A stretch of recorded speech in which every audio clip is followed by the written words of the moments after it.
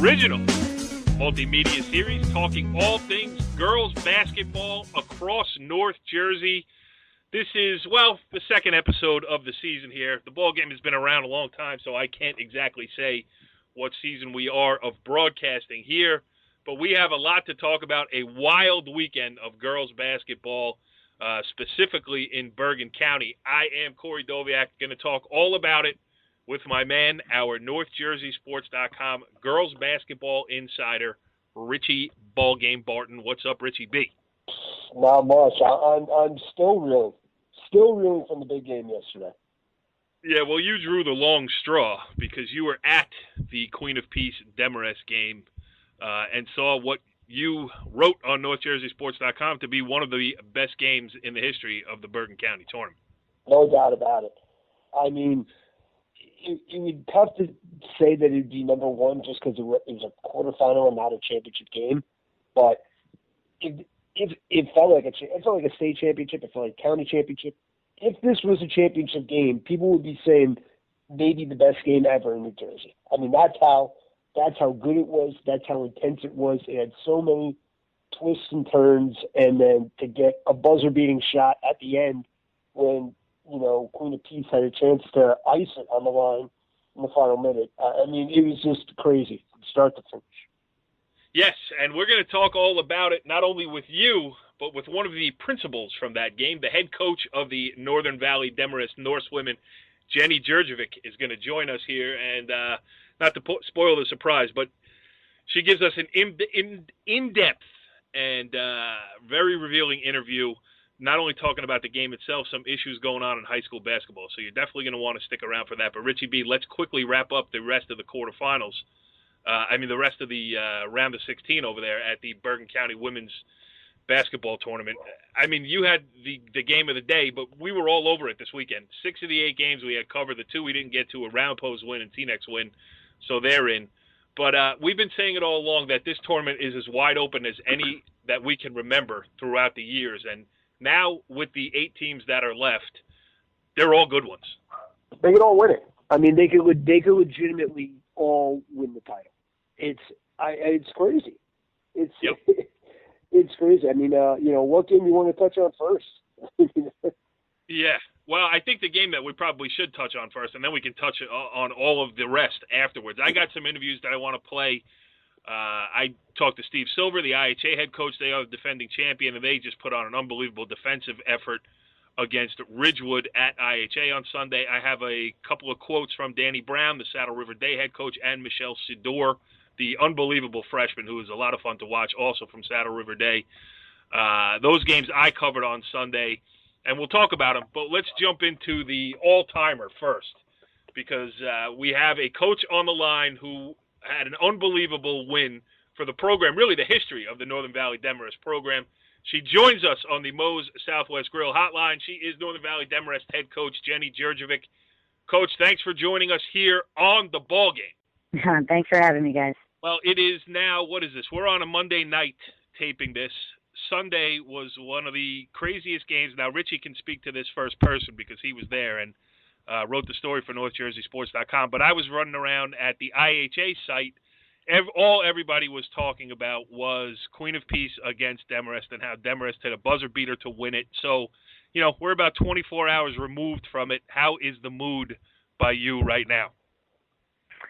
The mood over at Demarest, I think, is we're coming down from the clouds and, we're kind of getting back into reality. Unfortunately, we can't dwell on our successes competing in the Big North. We got Bergen Field tomorrow, and then we have T-Neck on Thursday. It's like you can never take any of these opponents for granted, especially considering that, we have 4 of the teams in our league still in the county tournament. So, things are a little bit back to reality, but we did have our 24 hours of glory, and I'm really proud of the girls. They deserved every second of it, and it was nice to see them on the center stage of Bergen County and actually come up with a win and an upset.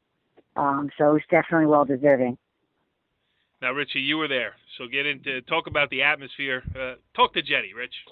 Well, you know what? It felt almost like an NCAA tournament type of game, like one of those first-round games, because the Queen of Peace was the weirdest tournament ever in the history of the tournament, because They were an 8 seed, but, I mean, you saw how big and athletic and how talented they were, right from the outset.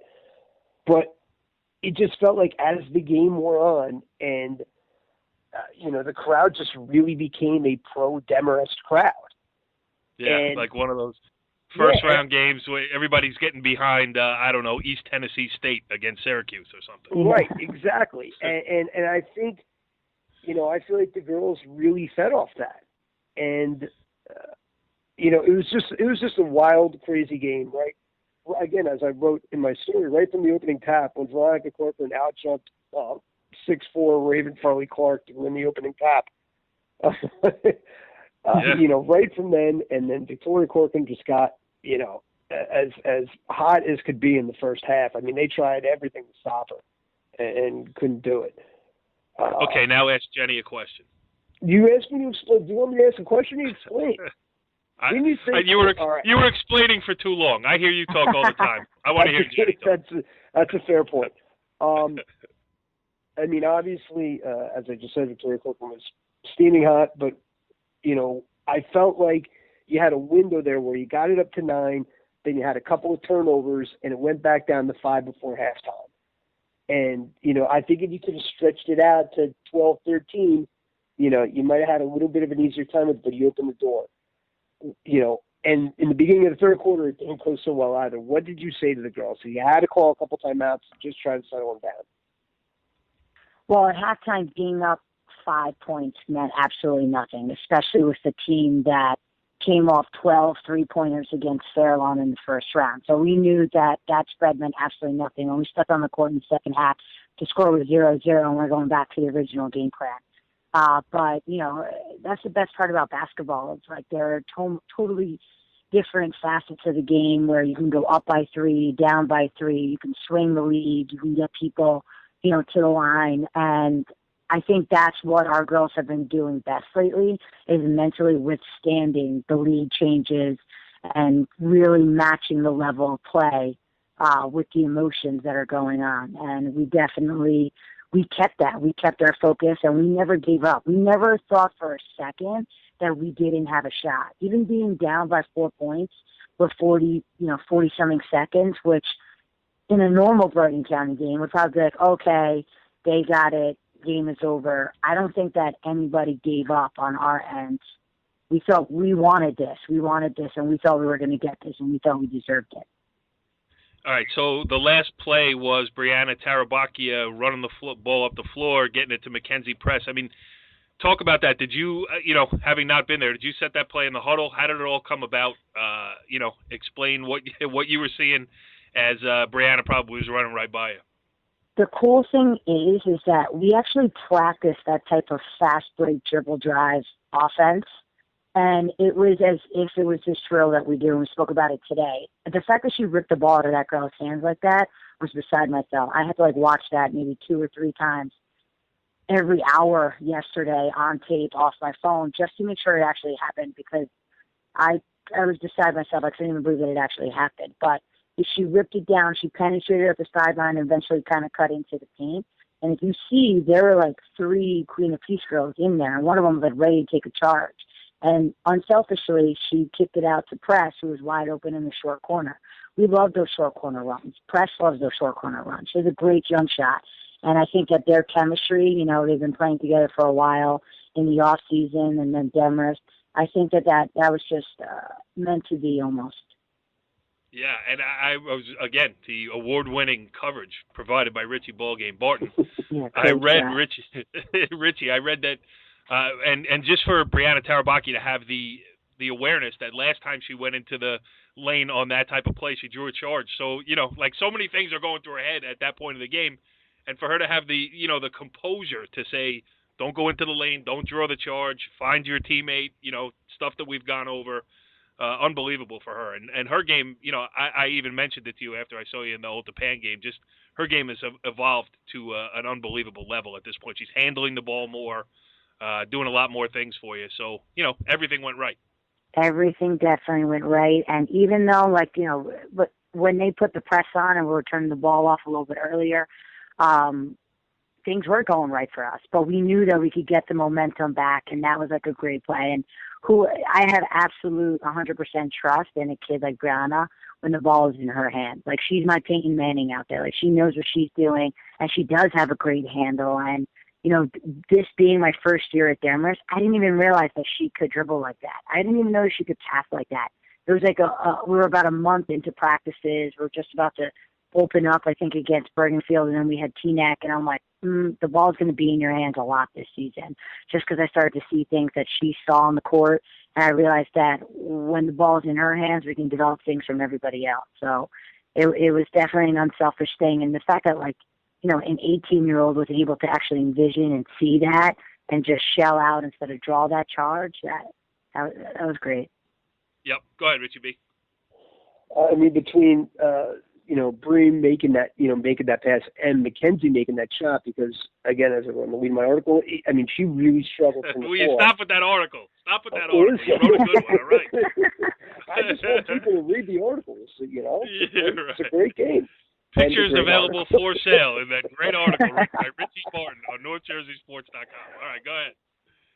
No, but I mean, you know, to have the presence of mind for her, because as she's running the court, you see her kind of flare out a little bit along the baseline, and you know, it created some space, and you know, she needed it, because you know, with the girls that Queen of Peace had inside, I mean, they got back on defense pretty quickly to close the middle on Bree. And I mean, just talk about Mackenzie Press and how her game has evolved from being a role player to, you know, I mean, she pretty much carried you to a first round win over Rutherford earlier in the week.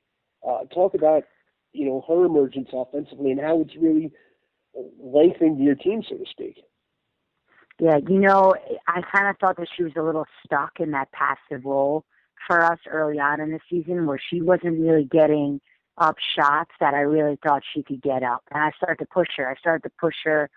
I think it was like around the Ridgewood game. I know we lost against Ridgewood, but I'm like, Press, like, you got to step out of your comfort zone right now, and you got to start taking big girl shots and making these big time plays. And she started to do it. She maybe not finished in Ridgewood, but you start to see a totally different Mackenzie Press. And also, you know, with that particular Queen of Peace game, she was a little impatient early on, you know, kind of getting some shots off that weren't really in the flow of what we had going on. But, you know, she patiently waited, and good things happened for those who patiently wait, because she had knocked down a 3 earlier, and then to hit that 2, like, she had swung 5 points for us at a very, very crucial time.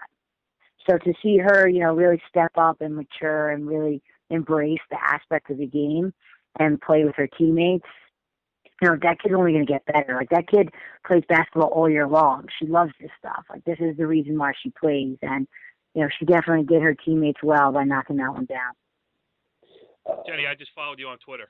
Are you happy about that? Nice. I got another follower. Yes. Bringing you up to a grand total of 236. Racking them up. Jen, I have a quick... go ahead. I'm actually going to jump in real quick. I mean, a follow-up. You are professional tonight. Look at you. I really am. I'm on fire tonight. I mean, everyone's going to talk, obviously, about the offensive performance, but defensively, you know, you made so many plays when you needed to make them. I mean, you know, you knew Queen of Peace was going to make their runs, but you had to withstand the runs and eventually get stops. And you did that, and with a player like Farley Clark inside, who is 6'4" and as athletic of a post player as there is in Bergen County, you know, what would, you know, talk about the mindset and what you really try to devise up before the game and throughout the game? Well, we were, for a while, because of our injuries and the different rotations we've had, we gave up on man. And I am like, you know, I am a disciple of pure man-to-man defense, hard-nosed. So it's a little frustrating. Where'd you learn that? Where'd I learn that? Jeff Jasper, baby. Jeff Jasper. You know, when you grew up just playing man-to-man, you never even seen a zone. And then to start implicating zone options into your own personal coaching style, you know, that's definitely something that is not what we're used to and can make you a little uncomfortable. But the cool thing was we had a game like Ramapo on Thursday where they were just nailing threes left and right on our zone. So, of course, you have to pull out a bit. And we knew that this would have been a good feeder leading up to the Queen of Peace game. So we just have to play some hard-nosed defense. And we don't even practice zone in practice. We practice man, and then we just go into zone because I've been begging to kind of go back into this. But, having a 6'4" girl that actually has real post moves, that was a little bit of a struggle. But, God bless film tape, and, I thought Veronica did a great job. And this is why, we support the multi-sport athlete. Like the kid's a volleyball player, so she can jump with the best of them. So even though this girl may have had, a good 6 inches on her, she was still able to jump up and tap out some balls. And also the presence of B on the floor, another taller presence to shadow on the big was a good help inside. And then our guard rotation from Mia, Press, and Vic was good. We can slide and we can defend with the best of them. Where did Victoria's game come from yesterday? I mean, listen, we've been following the Corcoran twins here since I wrote a feature story on them when they were freshman softball players, but that was about being twins. Since that time, they have really Demarest girls, every girls program that they played has become a consistent winner, and then Victoria goes out and did what she did yesterday. I mean, that's just a big-time performance from, not even a great basketball player, a great, high school athlete. She is a phenomenal athlete. We talk about it on a daily basis for sure. And she was definitely in the zone Sunday. And I happen to think that when you're in the zone, there's very few things that can get you out of the zone. And I can tell you from my instance, from when I was in high school, I can recollect being in the zone one time. But I definitely did not score 36 points, and it wasn't against a team like Queen of Peace. So for her to really drop that really shows that, this kid is a phenomenal athlete. And I saw her play volleyball. I haven't seen her play softball yet, but, she could have continued her athleticism in any sport that she wanted. Right. I'm happy that she chose volleyball because it seems that, something that she's passionate about for sure. But her playing all those sports with, the natural athleticism that she has, I think really just enhanced maximum potential on the floor. And that's what you see. That's what you see. The hand-eye coordination, the footwork, the speed and agility, the beautiful form behind the jump shot. Like, this kid really has, dabbled on almost every aspect of the game offensively and defensively. Yes, and then they settle on beach volleyball for college, which is cool. I mean, it's a break the mold, go out and do what you're going to do. I think it's great. So, you've just brought it up. When were you in the zone in high school? Because if people don't know, I am old enough and embarrassed to say that I actually covered Jenny Jurjevic in high school when she played for Pascagoula Valley. Yeah, a long time ago, right? Long time ago. Well, long for me, not for you. You still look the same. I am a lot older. But when do you remember being in that zone? I think my zone was our county championship game against Immaculate Heart. And it was in the finals, and I went 7 from 7 in the floor in the first half. I couldn't miss. Come halftime, I was exhausted. I don't even think I shot the ball in the second half. So I only had 1 half of being in the zone from the field, and, nothing could really get me out of it. And here's a kid who, drops 36 points, and she was able to do it for 32 minutes. I was only able to keep the momentum for half the time, and Immaculate Heart was definitely a team of Queen of Peace caliber at that time. But again, she maximized the entire 32 minutes on the floor. I'm very happy for you that you pulled off this win and everything else, and you're joining us here on the Ballgame. All that stuff is great, but you really screwed up my bracket. I picked Queen of Peace to win the whole thing, and 4 different people came over to me the other day, including Danny Brown, who said, was that you who picked Queen of Peace to win the thing, blah, blah, blah. So thank you, Jenny. I really do appreciate that. Go ahead, Richie B. I'm going to simmer over here in my anger. You were talking about being exhausted at halftime. I mean, in this game, I think you only went 6 deep, maybe 7 for a little bit. But, was that a factor at all? I mean, were the girls, tired during timeouts, or was it just running on pure adrenaline that you knew that every possession was so important that they just had to, get through it? I think every possession was as important to them than any other situation. You even saw a kid like Mia, like her number was all over every single loose ball. Vic dove every single loose ball. Veronica was taking a hit on her numbers, trying to get a charge. on, every time they penetrated. And we were just relentless. And yeah, you could see, we were exhausted. Like we would call timeouts, and I was so happy that they could actually sit down. We usually don't sit down during timeouts, but on a court like Pascack Valley, like you got to sit down and you got to get a breather, because we weren't in a half court game with them. Like everyone was telling us that, you got to play a half court game against Queen of Peace.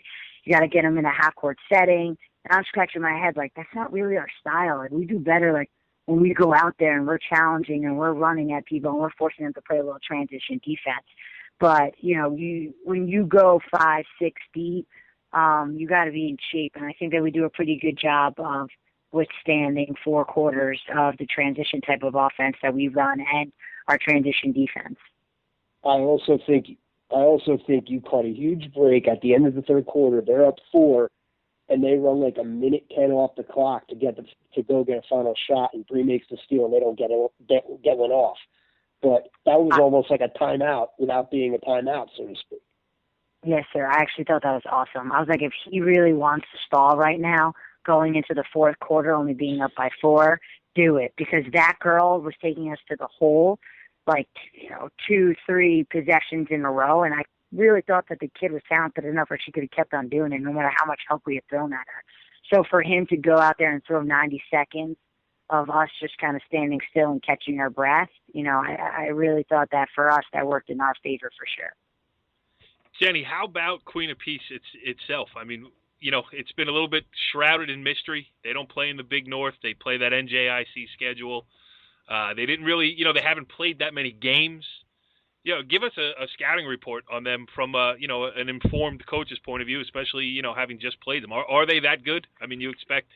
Well, nothing that Queen of Peace has done has been subtle, let's be honest. Like, they've gone from 0 to 100 real quick, and they have everyone's attention. Right. But, yeah, with the scouting we did on them, it was crazy because with the 2 games with the Bergen County teams, like, Milford and Fairlawn, he made 2 equal rosters. He was subbing 5 in, 5 out like a hockey team. Like, that's how confident Queen of Peace had been. Like, they weren't even going with their stronger lineup. Then we did a little research, and we contacted, some resources, and we found out that against Blair Academy, they win with their stronger group. So, of course, I spent a lot more time kind of focusing in on that. And Blair has a girl going to UConn next year, and, they have, like, a 6'7" girl, and Queen of Peace beat them. Queen of Peace beat them, and I'm scratching my head like, okay, we still got it. We can still do it. No problem. Who cares about that? Right. But scouting them was UConn schmucon, as well. I know. Like UConn.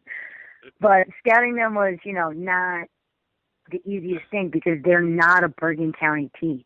They play in Bergen County, but that's not Sue Liddy's Holy Angels. That's not Steve Silver's IHA. Like, these non-publics, especially, what Queen of Peace has done, that's just not what we're accustomed to. So you're naturally out of your comfort zone, running practices before you're, running practices and trying to prepare your kids before you're going to play them. Right. Yeah. No, it's interesting. All right. From your point of view then, you were a great player in high school. You played in huge games. As you mentioned, you won a county championship as a player in high school. You went on and did big things in college. Then you had the great run at Emerson, won a state sectional title. But this is your first time back in that Bergen County atmosphere. I mean, I think did you win a game with Emerson in the county tournament? Did you get to the 16? Yeah, we never passed the Sweet 16. So this is our first time as the staff advancing, and the first time at Demarest, and the first time for these girls too. So how has that been? And that's right now. It's probably the best feeling ever. I think that once you become a coach, it's really more about getting the things that you were prone to, like, to carry over to your kids. Like the fact that I had all that success, all I want is my kids to experience what I had. And they work for it and they deserve it. And to be here and to share this moment with them, like, that's going to be something that, we're not going to forget. And it's just going to build stronger relationships between us because, we sweat, bleed, and cry, every day in practice, and we compete in the Big North, and then to advance and to pull down some school history. It's nice to be doing it together. Yeah, and you made more work for me because I'll be shooting the Demarest Hall of Fame induction ceremony 5 years from now, and the whole team will probably go in, and I'm going to have to take pictures of everybody there. So thank you again for that. You're killing me this week. Richie B, you got anything else? I was actually going to ask about, the non-publics and the way that's going, where, IHA and Holy Angels, they've been consistent, in winning. Basically, they both won a ton of games for decades, and now Queen of Peace and Saddle River Day have come in, and they have taken the county by storm, so to speak, in their meteoric rise. I mean, how do you feel about that? Do you feel they should both be playing in independent schedules, or should they be part of another league, or just talk about how you feel about those? I struggle. Schedule? Yeah, I struggle with the non-publics, and it's because you're no longer playing the Sioux Liddy team. You're no longer playing the Steve Silver team. Like, these guys are running up scores in the paper, and they're playing these small schools and kind of bullying them and beating up on them. So I'm not really, I'm not shy to say it, but I don't really have much appreciation for that in that aspect, because I grew up a traditional Bergen County girl. We played Bergen County basketball. We played a tough schedule, but now, like, for someone like me coaching at Demarest, not only do I have to play a Queen of Peace and an Immaculate Conception in the county tournament, but like my crossovers are with private schools. Like, I have to play Paramus Catholic today, and in my opinion, we have to play Paramus Catholic this year, and in my opinion, like, they're a hidden gem. Like, they don't realize how good they actually are. So it's almost like enough's enough. We were like, can we just stick with, like, beating each other up? It's like us, TNAC, Old Tappan, and PV, and now we have to go and we got to do it against everybody else, all the non-publics. It's a little stressful. It's a little too much, and, I don't really know what's the right method or the solution behind it. But, all I can compare it to in basketball sense is St. Anthony's men's basketball. He is a well-renowned coach. They compete on a national level, and they play in the States. They don't play in their county tournament. Maybe that's a formula that we should really kind of look into. It maybe that they should only be allowed to play in the States, because you put the miles and the radius amongst their rosters. Nobody else has that. They got kids coming from all over, and changes happen real quick. And if this is really what Bergen County basketball is kind of turning into, then I don't know. I don't know how much more some of even the bigger public schools can withstand it.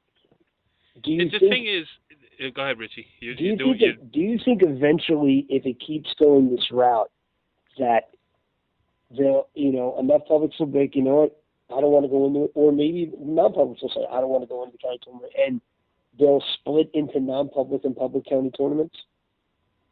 I think it's going to happen because it's happening with, like cross country this fall. They broke up into 4 groups, 3 publics and like 1 non-public. And then they didn't meet until the end. So I can see something going on with, changing the formula that will be of the Bergen County tournament. And I have a lot of respect for the public schools that are like, no, if you want to be the best, you got to beat the best. Absolutely. But then look at our schedule. Like, we legit can't withstand the level of competition that we face, like, on a weekly basis. Like Teaneck, Old Tappan, Pascagoula Valley, Demarest, and then you're telling me, like, again, like, I have to play Queen of Peace, Immaculate Conception, Paramus Catholic. Like, that's a crazy strength of schedule. It really is a crazy strength of schedule. And, I mean, that's the thing, too. And, again, we talk about this on all the shows we do, on all the, every sport, every whatever. This whole non-public, public debate is going on. And I'm not necessarily in basketball. Football, they should be separate because it's a player safety issue and all that stuff. Right. But in basketball, I wouldn't have a problem if you say, okay, this is your team. You can take them into the States. You can play a regular season schedule. But the Bergen County tournament's for Bergen County players. So if you got 3 kids from out of Bergen County, they can't play in the Bergen County tournament because the first words of the tournament are Bergen County Women's Coaches Association tournament. Yeah. So maybe that's where you go to. I mean, I remember a couple of years ago when Paramus Catholic played Don Bosco in the Jamboree final, I think, I don't want to give exact numbers, but most of the kids in the starting lineups for both teams were not from Bergen County. I remember using the headline Empire State Champs. Yeah. Because they're, Yeah, so yeah. I don't know. It's stuff that you can't fix at this level, and it starts with leadership from the NJSAA, which nobody has gotten anything from. So, that's where it's got to be solved, and it doesn't look like that's coming down the pike anytime soon. But I feel like for you, you beat Ramapo in a huge regular season game during the week, then you beat Queen of Peace. I feel like you should have won something for that. You should have, you know what I mean? Like, yeah. I gave the Corcoran sisters T-shirts, but that's, small consolation because you got a lot of work to do here. Yeah. There are no moral victories, and it's like we can't dwell on our successes. Like, we don't even have a second to breathe, Like, we have to move on to the next one. That's it. Yeah, it was one of the biggest wins in Demarest history, and your prize for it is that was the 8-9 game. Yeah, you that got was to the go 8-9 play game. Immaculate Conception in the quarterfinals. Anyway, Jenny, we've kept you here for a half hour. And I enjoyed every minute of it. So we congratulations on the huge win. It was fun to get the county in a buzz talking about, a group of girls from a public school have stayed together, played together, and done great things. And we wish you luck going forward. Thanks a lot, guys. I really appreciate it. Had a lot of fun tonight. Well, Richie B., needless to say, interesting stuff there with Northern Valley Demarest head coach Jenny Jurjevic. No doubt about it. I think she's whatever she's thinking comes directly out, and you and I both love that. I mean, yes, pure brutal honesty. Yeah, and let me tell you something. She's a heck of a coach. I mean, the things they bagged on yesterday, offensively and defensively.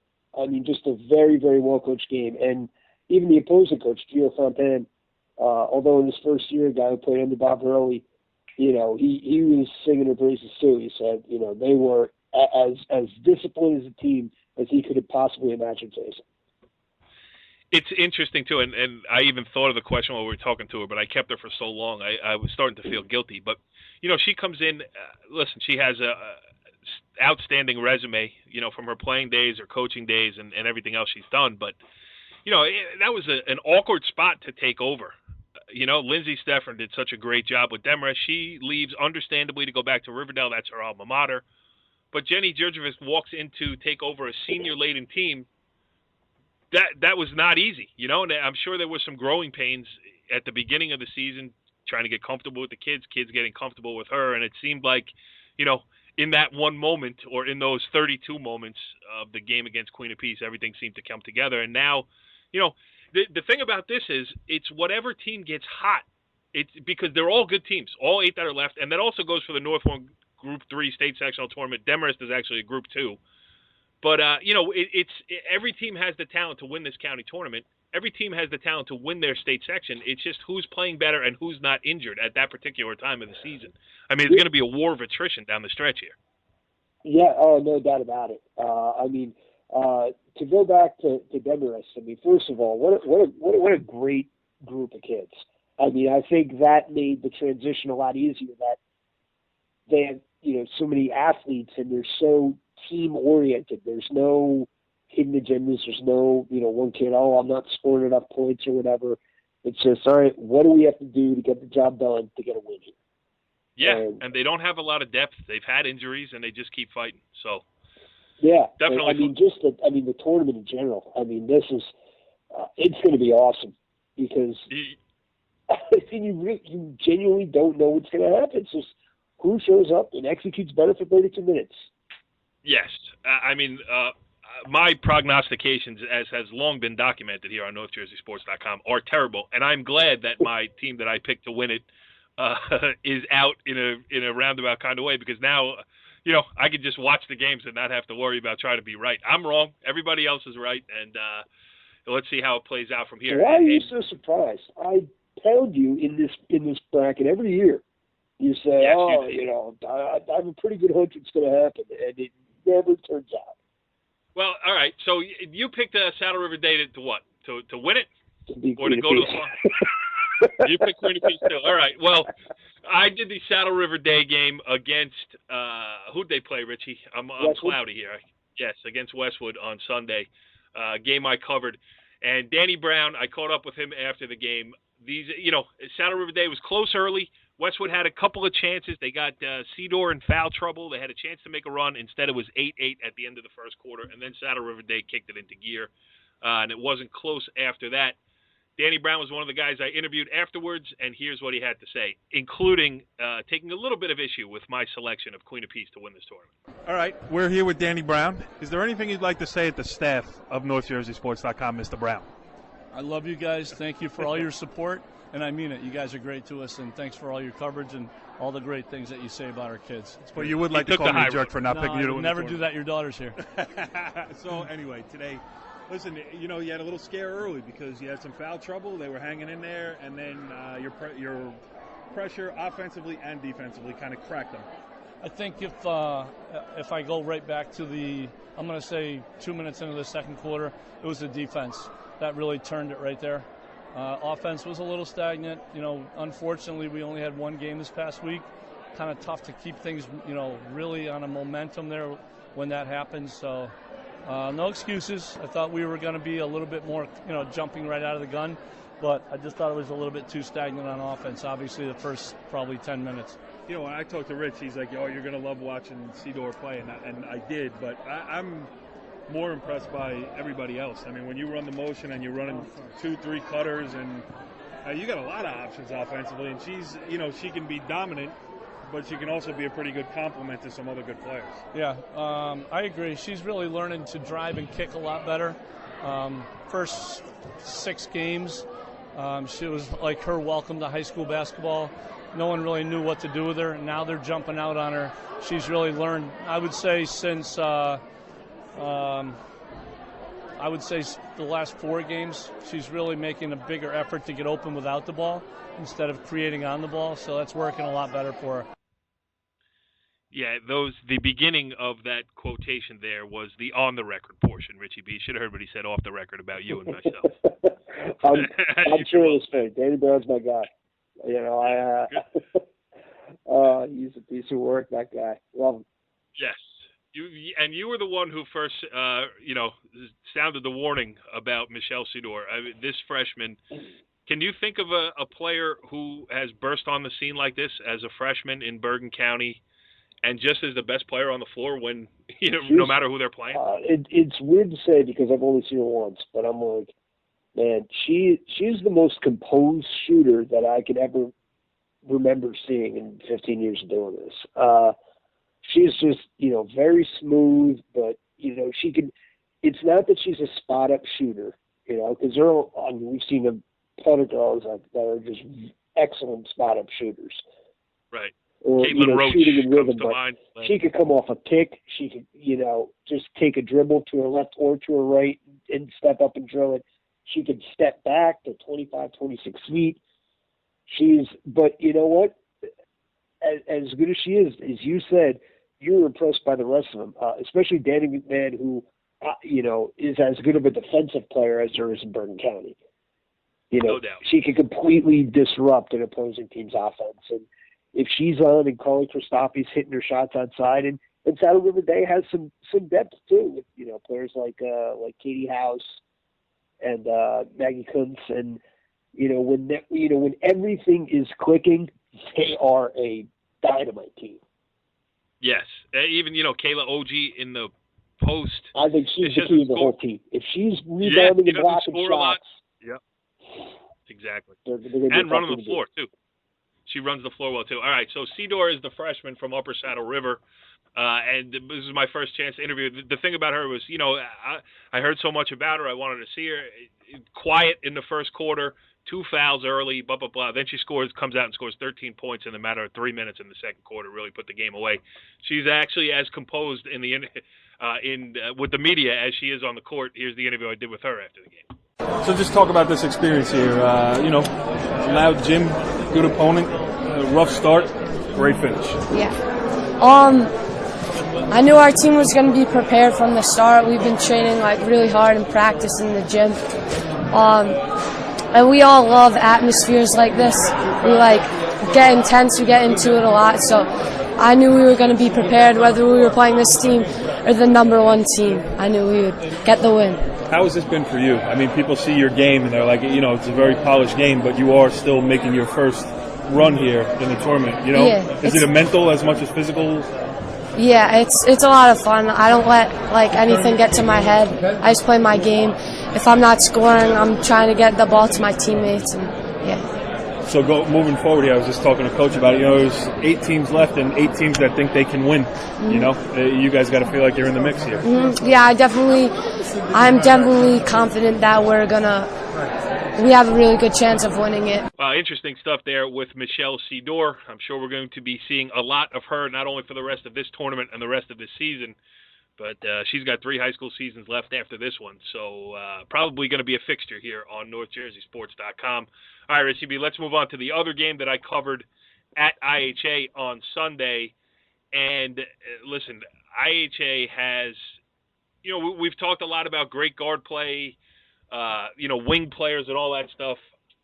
IHA is the opposite. It's old school big girl basketball with Jordan Wilmoth and Megan Swords inside for those two.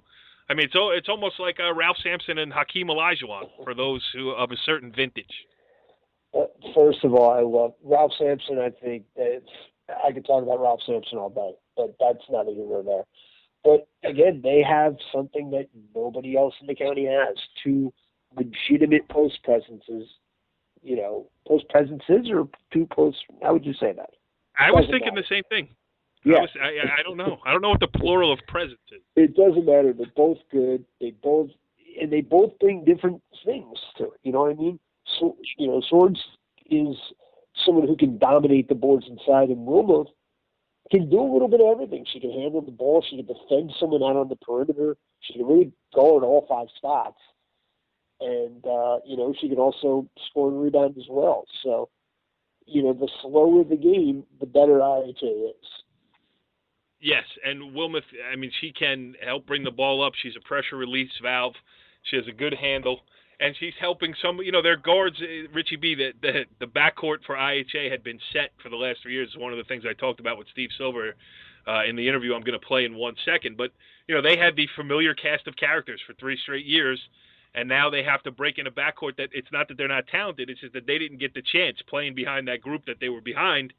And, you know, they're going to come along a little bit more slowly. And having a player like Wilmoth, who, like you said, can do so many different things, as well as possesses, you know, the kind of height and size and athleticism to really be dominant in the post, it is definitely a different look for them. You know, and they're going to play Old Tappan in the quarterfinal round, which is an interesting matchup, too, because Old Tappan beat them in a game that you were at in the Joe Poli final. They returned the favor during the regular season, and this is going to be the rubber match between 2 really good teams. And defensively, they just, you know, Ridgewood is a great story. You know, they play together. They're relatively athletic. They can shoot the ball on a good day, but they just walked into a buzzsaw because they were playing at IHA, small court. They had nothing to match up inside size-wise with IHA, and it just made for a long day. Ridgewood only made 5 field goals in the game. So, anyway, IHA with a comfortable victory. Moving on to the quarterfinals, and here's what Steve Silver had to say after the game. They're a very athletic team, and there's a lot of ball movement and a lot of player movement, and you got to be disciplined. You know, and I thought we really were. And I think the key to it is they're a very scrappy, you know, do all the little things type of a team, and you cannot let them get momentum in that respect. For as dominant as you were, there was a danger moment when the girl hits a 30-footer at the buzzer, and they only go down 7 for as poorly as they were playing. I'll tell you what, we weren't feeling pretty good at halftime. I mean, but our mindset at the half was we have to continue to go to our strengths. And we were saying to ourselves that we got very lucky with their free throw shooting, very lucky. I didn't think that would stay. I said the key to now stopping them from scoring is every shot we give up, let it be a 3 like that from 5 feet behind the arc. And if they're going to beat us with that, they can beat us. So it's a different IHA team, but you're still in the quarterfinals here. You are still a defending champion. And, you know, it's not that you can't get it done this year, but if you do, it's going to be different than it has been. Of course. But you know what, to be honest with you, it's very far and few between where it is the same year to year. Now, granted, we were very lucky. The last 3 seasons before this, we had that core group was all together. You know, between, you know, Caitlin and Alex, Jordan and Katya, you know, Stephanie. Right. That group of 6 girls played together for 3 years. So we had that great feeling of we had the chemistry. We knew our roles. We were building on our roles. And Bergen added to that group. Right. So we had a really good feeling about what we were about. When it's totally new, you just don't have that. You don't enjoy that comfort zone of knowing what the heck you're about and where you're going to get points and who's going to get you to stop and who's going to defend the best players on your opponent. We knew. The start of last year was, girls, we've been doing this for 2 years. Yep. And it was so comforting. And that's kind of like our opponent, Old Tappan, in the next round. They have that benefit of being the whole group back from last year. And we saw the difference of that in the first game that we played them. They were like, how do I say, comfortable playing with each other. Yep. And when we find that comfort, who knows? Some nights we have it, some quarters we have it, and sometimes we're a little confused. Richie B, we should start a show here on NorthJerseySports.com called Existential Basketball with Steve Silver. I'm all for it. Yeah. I love talking that type of, philosophical approach to the game. He's done everything. I mean, what hasn't that guy done between his time at Roundpo and IHA? Really good. All right. So let's touch on the other games that you covered. I mean, Saturday you were at Pascack Valley. And, not that they're a surprise. Listen, Jeff Jasper he's closing in on 1,000 wins in his career. So to say anybody's surprised that Pascack Valley wins is crazy. But, they're winning easily. They're, taking care of business. They're beating teams of high caliber, by big margins. And I think they have 3 losses. 2 of them are Old Tappan. I can't remember who the other one's to. Demarest maybe. So, they're a competitor in this thing. No doubt, especially if they play like they did the other day. They were outstanding, especially in the first half. In the first half, they had a couple silly turnovers here and there, but for the most part, they just, it almost seemed like a practice. And, Holy Angels was just a step behind at all times, which is, talking to Liddy after the game, she's like, this isn't what we practice. But, when you don't execute against, a team coached by Jasper and they're on their game, you're going to have a tough time. And that's pretty much exactly what happened. I mean, it was offensively, it was a clinic of what, the positive things that come out of really running for your offense and making sure everyone gets their touches. Because a lot of times the first notion is, all right, the first open shot, let's get it up. But they just kept running it through, and it was just a 3-pointer here, short jumper there, but it was mostly layup after layup. And when they did that, and even when they missed layups, Kerry Smith was crashing the boards like a maniac, and, they were getting second opportunities and scoring on those second opportunities. And it was kind of the same type of thing like Ridgeway. Like, Holy Angels is a good team, but they just ran to a buzzsaw. And Pascack Valley was certainly impressive, to say the least. Yes, and then they're going to play Saddle River Day in the next round. That'll be entertaining. I mentioned the IHA win. They get Old Tappan next. You saw Old Tappan. It was a good day all around for the Golden Knights. Emily Cravani went over 1,000 points for her career. And that's an interesting matchup. We've seen it twice already this season, Old Tappan IHA. But just talk about Old Tappan's win over Indian Hills. And Indian Hills came in playing great. They took Pascack Valley to overtime a couple of weeks ago. They beat Ramsey last weekend. And they were flying, and Old Tappan 54-38. Indian Hills hung around, though. Yeah, Indian Hills, I mean, they're certainly a scrappy team. I mean, they're well-disciplined and they're scrappy. And, seeing Cravani over the years, she's been, generally the quickest player, the most athletic player on the floor. But she's also been, a roller coaster ride. I mean, she's looked brilliant at times, and at other times, taking bad shots or turning the ball over. I think this year she's way more composed, way more comfortable, and you just sense that whenever they need to make a play on one end of the floor or the other, Cravani's going to have her hand in something, because Old Tappan was in foul trouble the entire game. And, whenever they need somebody to make something happen, it was Cavani who did it, and she did it in a calm, composed kind of way. And if she keeps that composure, this is a team that could, not only win a county title but win a state title too.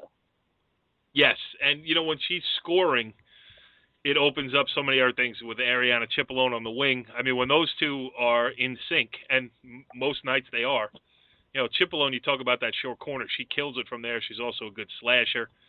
They have a bunch of role players that do their jobs and everything else. But if Cavani's going and making, getting into the lane, penetrating, kicking, and even making a layup or two, they're going to be tough. The two games that we didn't get to are on the bottom bracket. Number 5, Ramapo beat Richfield Park 57-52.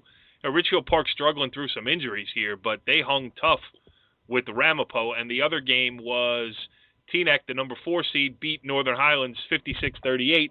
And you would say, oh, yeah, the 4 is supposed to beat the 13. But, earlier in the week, it was Northern Highlands that beat Teaneck during the regular season. So that's a good win for Teaneck. We didn't even talk about Immaculate Conception. No, I know. That was the bottom of the bracket. I was just talking about we talked all about Queen of Peace Demarest and the last game that we got posted from our weekend coverage too, a marathon, Richie B. No rest for the wicked that weekend. Immaculate Conception beating Riverdale, and that puts Immaculate Conception into the quarterfinals against Demarest. But Immaculate Conception, the number 1 seed, certainly can win this thing. But, they're not a perfectly structured team either, basically because of a lack of depth. Yeah, I mean, I think 7 players played, but I mean the 6 and 7 players played, a handful. I mean, the bench players I think combined played about 6 or 7 minutes. I mean, they pretty much they had their 5 and they're going with it, and it's a good 5, and they play very well together, and they communicate better defensively than any other team I've seen in Bergen County. They're completely in sync. They do not allow second shots. The thing is, within, you saw it in the third quarter, because in the first half they were outstanding. They were composed. They were not giving up second shots. They were knocking down threes all over the place. But then in the third quarter, they kind of lost their focus. Riverdale just kept playing hard and got back to within 11. If that happens against a higher caliber team with the game a lot closer, can they turn it on and off like a switch? You should know from covering high school sports that it's not so easy to do, especially when you're only going with 5 players, because A, you get worn down physically and emotionally, but also if you were to run into foul trouble, things could get real interesting there. But you got to tip your cap. I mean, they played for 3 out of 4 quarters. They were outstanding. And they're going to be a fun team to watch for the remainder of the season. Yes, it's definitely going to be interesting, too, if they do get by Demarest, and that's no sure thing with the way Demarest is playing right now. But seeing them on the big court at Ramapo College changes things, too. It takes a lot more wind to run around there, you know what I mean? No doubt about it. So, but that's going to be a factor for every team that gets there. That's just not Immaculate Conception. Richie B., this was a spur-of-the-moment edition of the ball game here. I mean, we had, very detailed plans. I don't know if people realize how hard we work behind the scenes to keep NorthJerseySports.com looking effortlessly to update every day. And we had gone over our plan, and then Demarest goes and beats Queen of Peace in one of the wackiest games in the history of the Bergen County tournament, and here we sit on a Monday night. What about that? Are you surprised? That's the way it goes. Yeah. Something always pops up, and we're like, Yes. oh, we're finally going to get a night off. And then Demarest had to go and ruin everything. Yes. So let me before we wrap up this edition of the ball game, I am writing a note to myself. Okay, get a new hobby. We'll see you next week on the ball game. Follow the leader.